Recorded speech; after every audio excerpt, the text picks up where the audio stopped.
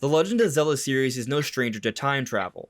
We see it in many forms in a number of the Zelda games.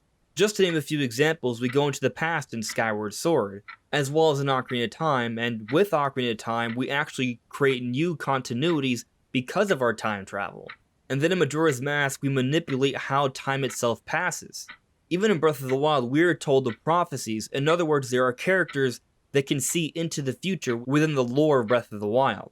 Time travel comes in many forms throughout the Zelda series, and Tears of the Kingdom is no exception. Because time travel is handled a bit differently in the different Zelda games, there is perhaps some confusion as to how it works in Tears of the Kingdom, and there is a lot going on here.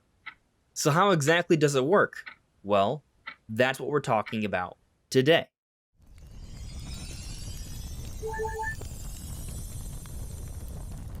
Hey, listen! Welcome everyone, this is Andre's Restart, and this time we are talking about how time travel works in Tears of the Kingdom. There's time travel related to the gameplay and the story, so please keep in mind we'll be talking about spoilers in this video, but I will refrain from talking about the ending of the game until towards the end. So once we get to that point, I will give you a little bit of extra warning in case you don't want to be spoiled on the end of the game if you haven't gotten to that point yet. Now before we go further, let me point out that we are aiming to hit 50,000 subscribers by the end of the year, so if you do enjoy my content, please subscribe and hit that notification bell. With your help, it just might be possible. And I would also like to thank Morgan & Morgan for sponsoring this video. There will be a message about what they have to offer a little bit later, so stay tuned for that. So how does time travel work in Tears of the Kingdom? Well, first let's talk about recall, because recall is a form of time manipulation and time travel. So basically, recall reverses the history of particular objects. So say you see a projectile or object following you being shot through the sky, you can use recall to suspend its movement, which is already halting that object's place in time, and then you have the option to reverse it back into its past. Not indefinitely, there's only a certain amount of time you can do it for, but by doing this, it offers up a lot of possibilities for Link to explore and interact with the world. You can use it to open up doorways, or to take yourself higher into the sky, or to retrieve lost materials. The way Queen Sonia describes recall in one of the memories of Tears of the Kingdom is that it's like calling on the memories of a particular object. But time traversal goes well beyond this in Tears of the Kingdom, and in some ways, this may even still apply with the ability recall. So the symbol of recall is the same symbol that's on Princess Zelda's secret stone that she finds at the beginning of the game. And it's when the stone begins to glow that it takes Zelda back into the past. So here's another example of time travel where literally Zelda herself is being sent back into the past, back into the era of the founding of Hyrule.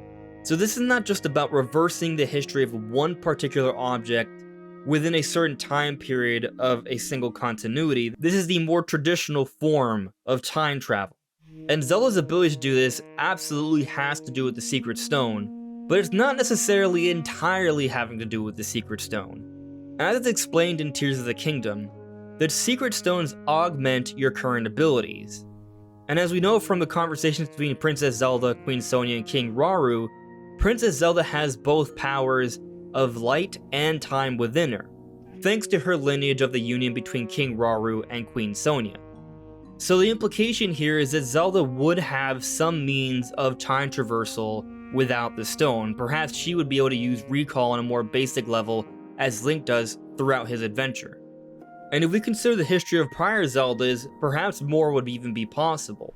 Princess Zelda from Ocarina of Time has the ability to send Link 7 years into the past. So it's conceivable that Princess Zelda from Breath of the Wild and Tears of the Kingdom might be able to do something similar. But there are some key differences to consider here.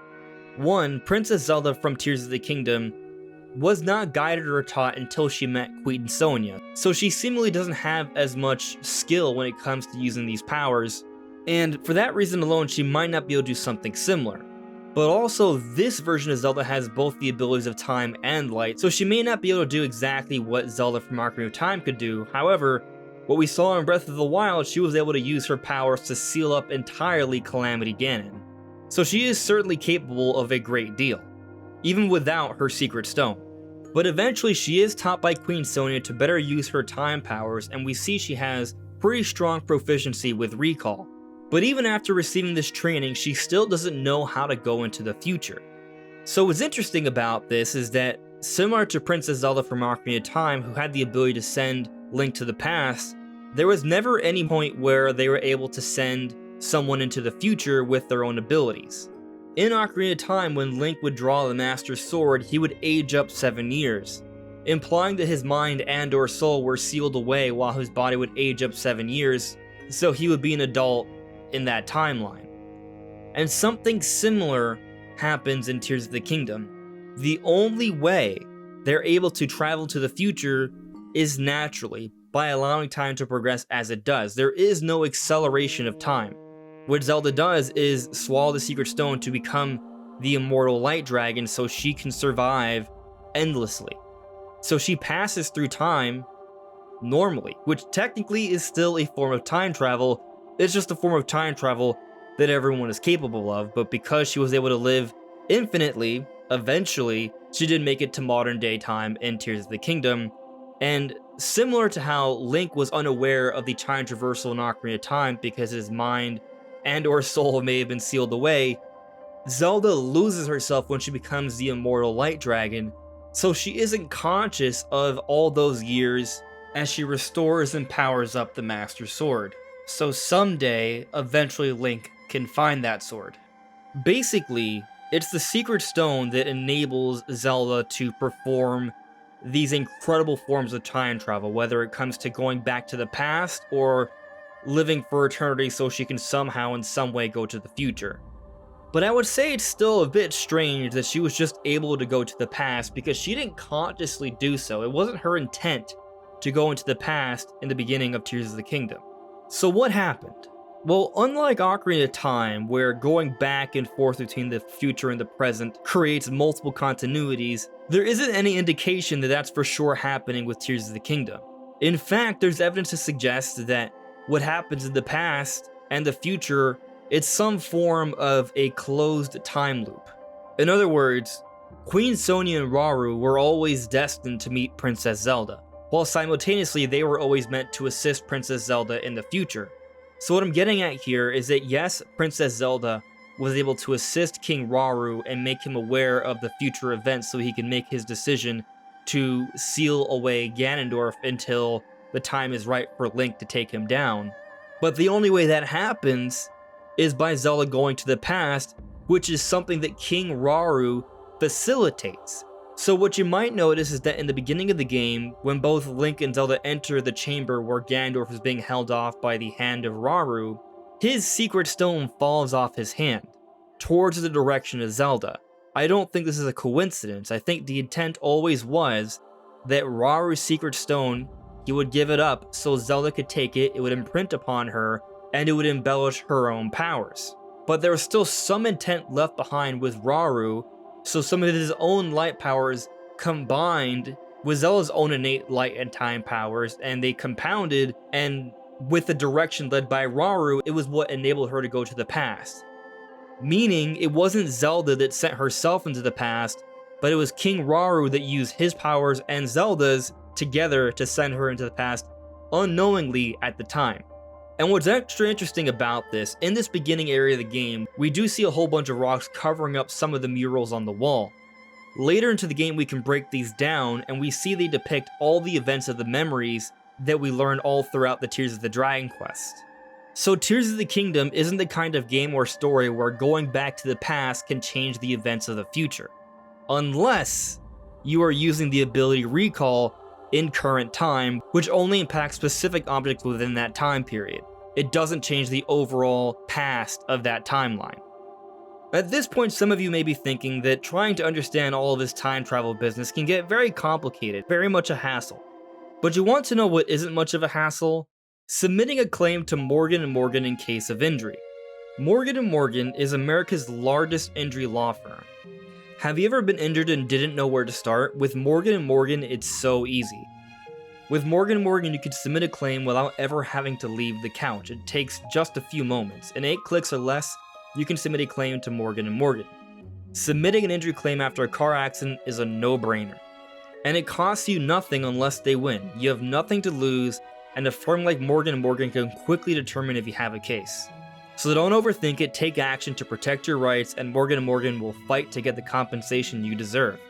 If you are ever injured in an accident, you can check out Morgan & Morgan. You can submit a claim in 8 clicks or less without having to leave your couch. For more information, go to forthepeople.com/AndresRestart or dial #LAW. That's #529 from your cell phone.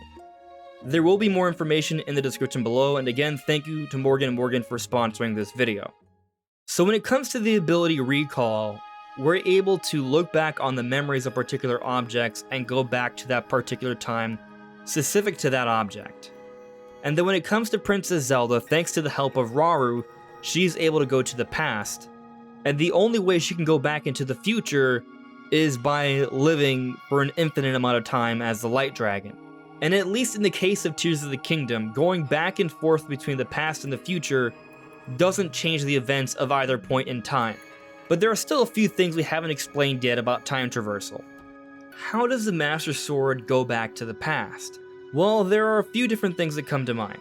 One is because Zelda is a sage, and two, it's because the Master Sword has a Spirit of Fi, which is well aware of the possibilities of time travel. So I'll cover the second point first just because it's fairly simple. Because the Spirit of Fi is in the Master Sword, it is lived out through all the adventures of the different links using the Master Sword, and it has experienced those different moments where time travel has occurred. So if the opportunity presents itself, the Master Sword would facilitate this time traversal. Which brings me to Princess Zelda being a sage. As we've discussed, she has the ability of both light and time. She has her own secret stone. And what basically happens is that similar to how the different sages from the past left over something to communicate with the sages of the modern era, Princess Zelda left over something to communicate with Link. So when she's in the Temple of Time, the version of it that would be eventually in the sky, where she's at when she's thinking about how she can help Link, the stone flickers, and that's where Link meets her in the present time. And what's interesting about this in the beginning of the game when you're exploring the Great Sky Islands, your goal is to find Zelda, and you are told that Zelda is inside the Temple of Time as if she's there. And technically she is. She left over a vestige of herself similar to how the other sages did at that very specific location, which we see a memory of later into the game. When Zelda does this, she already has a mastery of recall, so in her desire to Link, without realizing at the time, she leaves over her power like the other sages, and Link, similar to how he obtains some of the powers from the modern day stages, has that moment where she shakes her hand and the power of recall translates over. And once this connection is established, both Link and Zelda in their respective times find themselves at the altar where we see the glowing light, and the Master Sword has Link present it to the light so it can be sent to the past with Zelda where it can be restored. And with that explained, there is just one more time traversal moment to discuss, but it has to do with the end of the game. So if you have not experienced that part yet, here's your final warning. It is going to be a spoiler for the end of the game. So if you've seen some of my prior videos, you may already know what I'm getting at here. It's when Zelda is restored from being the Light Dragon. The spirits of Rauru and Sonia work together in conjunction with Link to combine their sage powers to use a large-scale recall. That's what I believe is happening. Why? Because they work their powers through Link, who has the access to the ability of recall, but also we see the gold particles, very much like how we see all the gold particles whenever recall is used. But even on top of that, Link's entire hand is restored, as is Zelda the way she was before she ate the secret stone to become the Light Dragon. It's as if her time was reversed, very much how Sonia describes recall, through the memory of the object, except in this case the object is Princess Zelda, a living being. So is it possible to use recall on living beings, because we never see that actually happen? It's always on objects that are not alive. Well, there's a few things to consider. One, recall in a lot of ways is like an advanced form of stasis. Stasis was an ability we had in Breath of the Wild that allowed us to lock a particular object in time for a moment while we could build up kinetic energy. And you are eventually able to upgrade stasis so you can use it on not just objects, but living creatures as well. So if recall really is like an advanced form of stasis, in theory, if it's upgraded or enhanced, it might be something you can use on living creatures. But even if that's not the case, when we take into consideration that the light dragon is almost more like a force of nature, perhaps it then becomes an exception to the rule. And when you compound the powers of Sonia, Rauru, and Link together, that might be enough to follow this memory of this force of nature that is a light dragon back to before it became the light dragon when it's Princess Zelda. And to be able to reverse the time of the light dragon by this extraordinary amount of years, that may seem like an incredible feat, and I mean, well, it is the conclusion of the game, so that could be fitting, but there are some things that set the precedent beforehand. Firstly, we do see early on in the game that sages can combine their powers to do extraordinary things, like when they repelled the Molduga. But also, as we discussed earlier in this video, Rauru does assist Zelda in going back to the past a similar amount of time. So while incredible, there is precedent, and that is the best explanation I can offer for this form of time travel, this large-scale recall we see at the end of the game. But what do you make of these different forms of time travel in Tears of the Kingdom? Do you have any other ideas on how they might work? Do you agree? Do you disagree? Let me know in the comments below. This is Andre's Restart. Thank you so much for listening and watching, and I'll see you all really soon. Take care. Bye.